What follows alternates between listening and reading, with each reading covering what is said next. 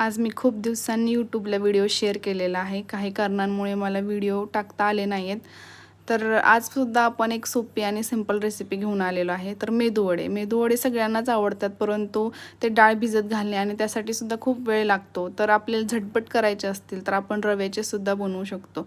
तर मी इथं 1 चमचा तेलामध्ये मोहरी, कांदा, जिरे छान परतून घेतलेला आहे. मिरच्यासुद्धा त्यामध्ये परतून घेतलेल्या आहेत आणि ते एका डिशमध्ये काढून त्यानंतर 1 वाटी पाणी घालून त्याच्यात मीठ टाकलेलं आहे आणि रवा छान शिजवून घेतलेला आहे.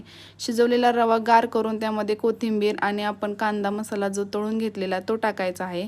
त्यामध्ये थोडंसं 1 वाटी साधारण ताक घालून तो छान मळून घ्यायचा आहे आणि त्याचे असे गोळे तयार करायचे आहेत.